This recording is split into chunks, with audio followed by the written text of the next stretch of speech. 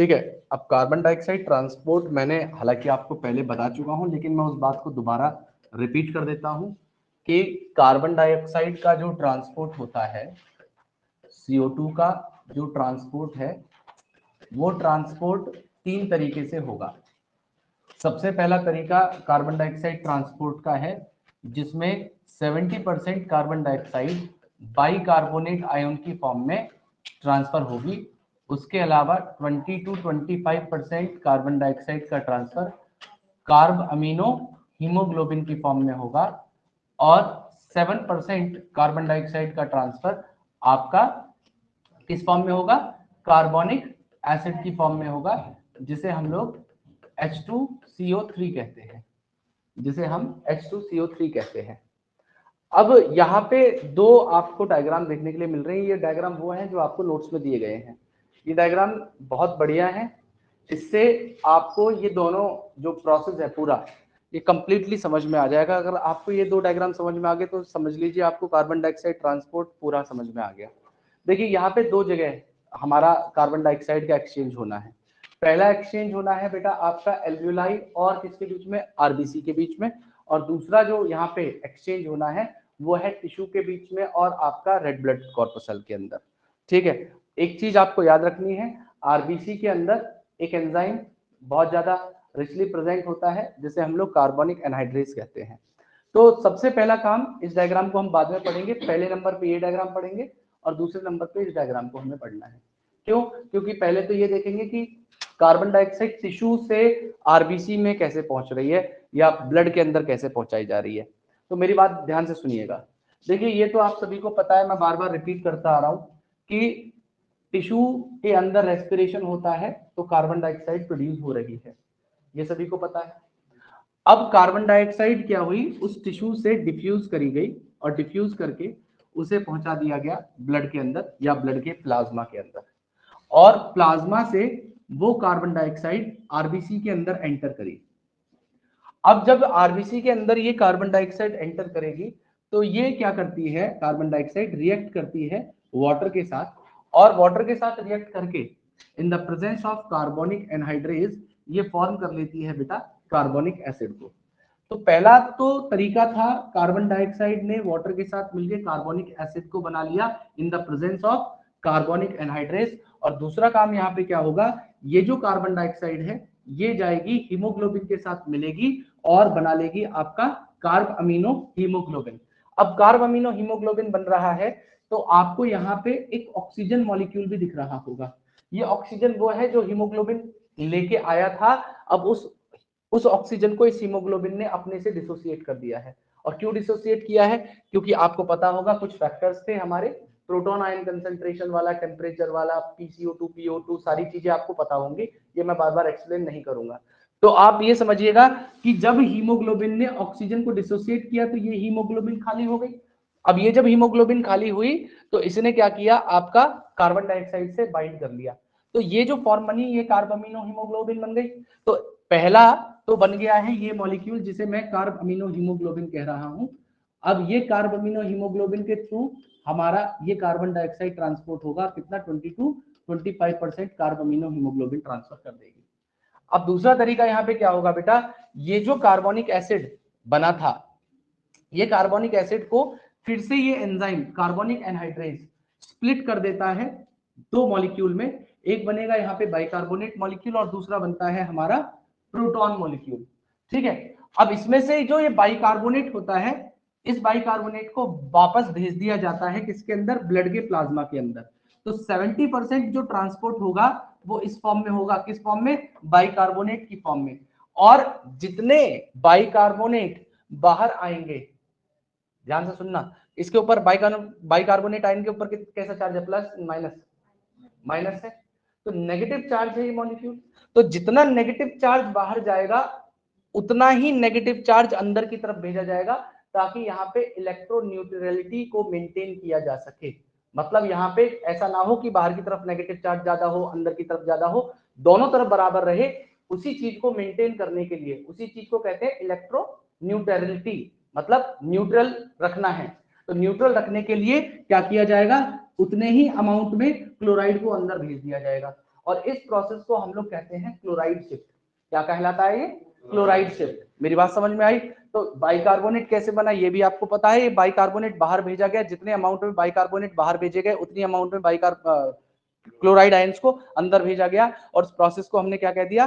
Chloride shift कह दिया। Chloride shift कह दिया, ठीक है। अब क्लोराइड शिफ्ट अंदर हो गया है, मेरी बात ध्यान से सुनिएगा। अब ये जो प्रोटॉन है, ये जो प्रोटॉन है, क्योंकि आपको पता है कि ज्यादा जो कार्बन डाइऑक्साइड है वो हीमोग्लोबिन के साथ नहीं जाती, 20 to 25% ही तो जा रही है कार्बामीन हीमोग्लोबिन। बहुत सारे हीमोग्लोबिन मॉलिक्यूल फ्री हो जाते हैं। अब वो जो फ्री हीमोग्लोबिन मॉलिक्यूल है, ऐसा नहीं है कि वो फ्री ही रहेंगे, वो क्या करते हैं? इन प्रोटॉन के साथ में मिल जाएंगे बेटा। वो क्या करेंगे? वो इन प्रोटॉन के साथ में मिल जाएंगे, ठीक है। अब ये क्यों दिखाया हुआ है? ये दिखाया गया है वो ऑक्सीजन मॉलिक्यूल जो हीमोग्लोबिन कभी लेके आए थे, लेकिन इन प्रोटॉन की कंसंट्रेशन ज्यादा होने की वजह से इस हीमोग्लोबिन मॉलिक्यूल ने ऑक्सीजन को तो भेज दिया टिश्यू के अंदर, टिश्यू के अंदर, और ये हीमोग्लोबिन मॉलिक्यूल क्या हो गया?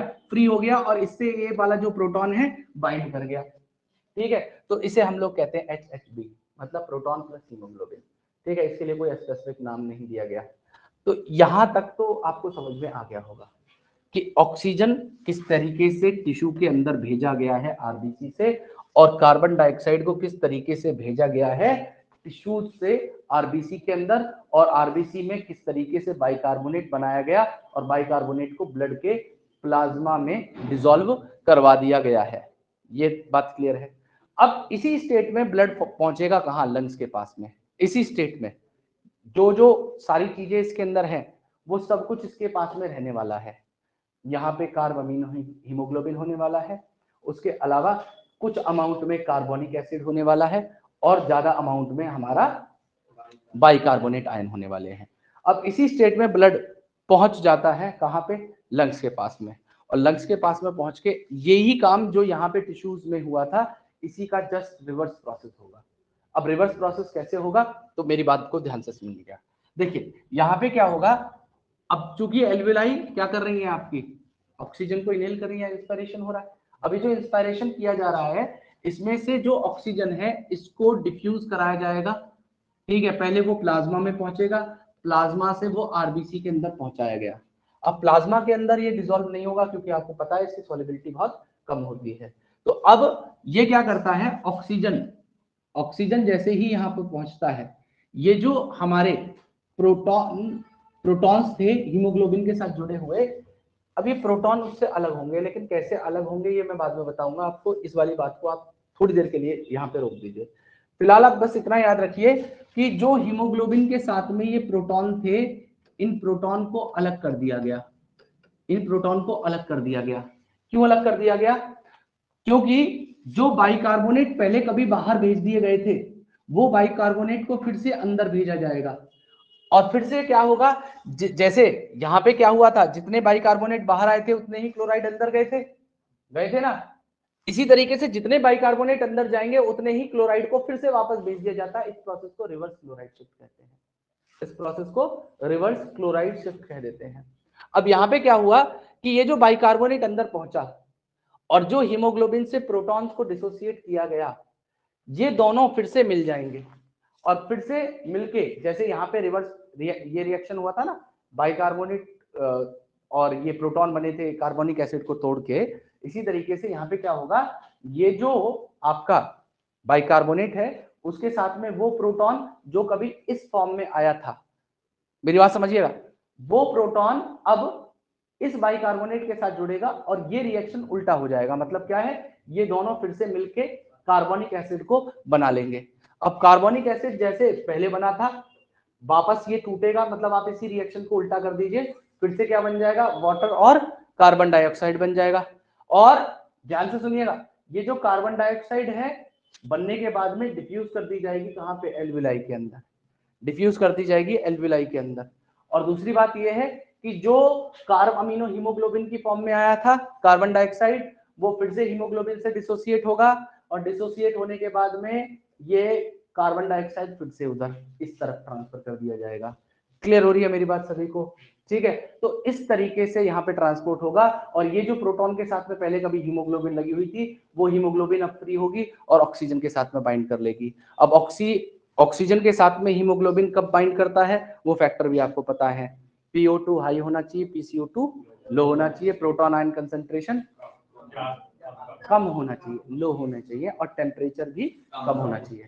अगर ये 4 फैक्टर होंगे तो हीमोग्लोबिन ऑक्सीजन से बाइंड कर जाती है, यही बात है। अब यहाँ पे क्या होगा, प्रोटॉन आयन कंसंट्रेशन कम होती चली जाएगी। क्यों कम होगी प्रोटॉन कंसंट्रेशन? क्योंकि प्रोटॉन तो सारे के सारे इसके साथ में रिएक्ट कर जाएंगे, और जब रिएक्ट कर जाएंगे तो ये बन जाएंगे कार्बोनिक एसिड, और जब कार्बोनिक एसिड बनेगा तो प्रोटॉन कंसंट्रेशन धीरे धीरे घटती चली जाएगी, और वापस ये कार्बोनिक एसिड वाटर और कार्बन डाइऑक्साइड को बना लेगा। मतलब जो रिएक्शन यहाँ पे हुए थे उसी के जस्ट उल्टे रिएक्शन हमारे लंग्स के पास में होने वाले होते हैं, और वहां पे ये कार्बन डाइऑक्साइड वापस भेज दी जाती है।